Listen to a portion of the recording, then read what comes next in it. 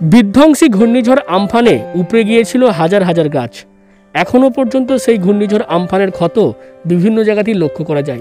এভাবেই দেখতে পাচ্ছেন এখনও বহু জায়গাতেই এই ঘূর্ণিঝড় আমফানে ক্ষতিগ্রস্ত গাছ পড়ে রয়েছে এবং এই ক্ষতিগ্রস্ত মৃতপ্রায় গাছ, একেবারে যে গাছগুলোতে আর কোনো আশা নেই, সেই গাছের গুড়ি দিয়েই নিজের শিল্পী সত্তাকে ফুটিয়ে তুললেন উত্তরপাড়ার শিল্পী বিকাশ চন্দ্র হালদার। আমফানের দাপটে উত্তরপাড়া শহর জুড়ে শতাধিক গাছ উপড়ে যায়।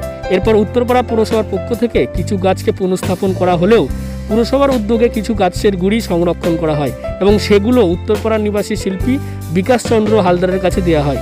এরপর দীর্ঘ ৩ মাস ধরে ধৈর্যের সাথে বিকাশবাবু গাছের গুড়িগুলো দিয়ে নিজের শিল্পীকলার মাধ্যমে 4টি মূর্তি বানান। একটি গৌতম বুদ্ধ, একটি নারীরূপী প্রকৃতির প্রতিরূপ ও একটি পেঁচা ও একটি অন্য মূর্তি তৈরি করেন।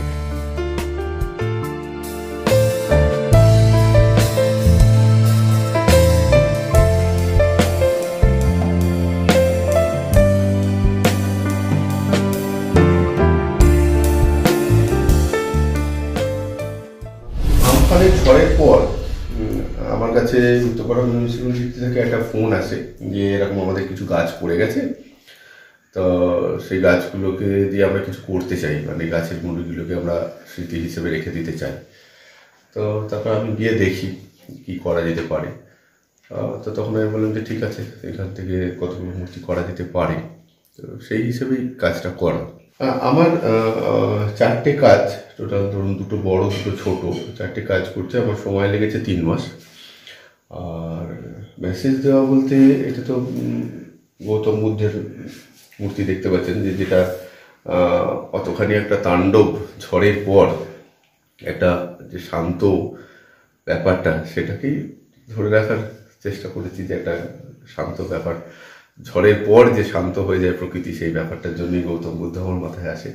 আর এইটাতে টোটাল প্রকৃতিটাকে ধরার চেষ্টা করেছি, মানে এখানে জল আছে, ফুল আছে, তার আঁচলের মধ্যে ফুল আছে, পাতা আছে, গায়ে লতা পাতা জড়িয়ে আছে, প্রাণের সুর আছে, প্রাণের সুরের জন্যই এই বাঁশিটাকে দেওয়া, তার সঙ্গে পাখি আছে, মানে প্রকৃতির সঙ্গে মিলেমিশে একাত্ম হয়ে গেছে।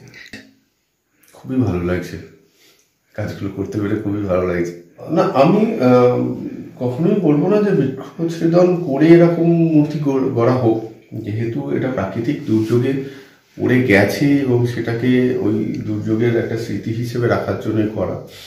সেক্ষেত্রে আমার তো মনে হয় আমাদের নিজেদের বাঁচার তাগিদে আরও বেশি করে গাছ লাগানো উচিত। যত গাছ পড়েছে তার দ্বিগুণ গাছ আরও মধ্যে বসানো উচিত আমাদের। আপনার নাম? আমার নাম বিকাশ চন্দ্র হালদার।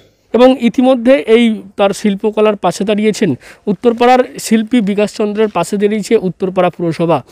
রাজ্য প্রশাসনের পক্ষ থেকে যেটা জানা গেছে যে এই 4টি মূর্তি রাজ্য সরকারের বিভিন্ন সরকারি দপ্তরে রাখা হবে। এই দপ্তরের সমস্ত বন্ধুরা যারা আমফানের সময় নিজের জীবনের ঝুঁকি নিয়ে কাজ করেছিলেন এবং নতুন করে তারা ভাবনা ছিল যে আমরা কিছু গাছ বসাবো, শহরে অনেকগুলো গাছ বসানো হয়েছে। দেখুন, ঝড় হবে, বৃষ্টি হবে, এই ধরনের সাইক্লোন আসবে, তাদের কিছু ধ্বংস হবে, আবার সৃষ্টিও করতে হবে। খুব সুন্দর তারা ওটা দিয়েই একটা স্কাল্পচার না কি বলে সেটা করেছে, খুব ভালো। সেই সময় ঝড় বৃষ্টিতে দাঁড়িয়ে লাগিয়েছিল।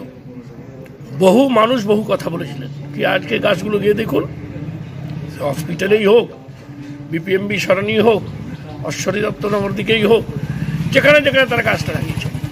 ক্রিয়েটিভিটি তো সবসময় মানুষকে অনেক তৃপ্তি দেয়। দেখবেন কারো প্রশংসা অনেক সময় লাগে না, নিজে ভালো লাগে।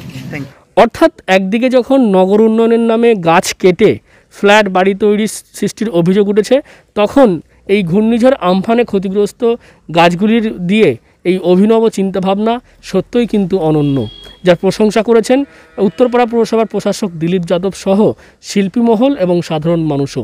HB DNN Bangla, Hooghly. Co-sponsored by Sathi pure চাই, চাই হতো এসি, পিওর অ্যান্ড পারফেক্ট।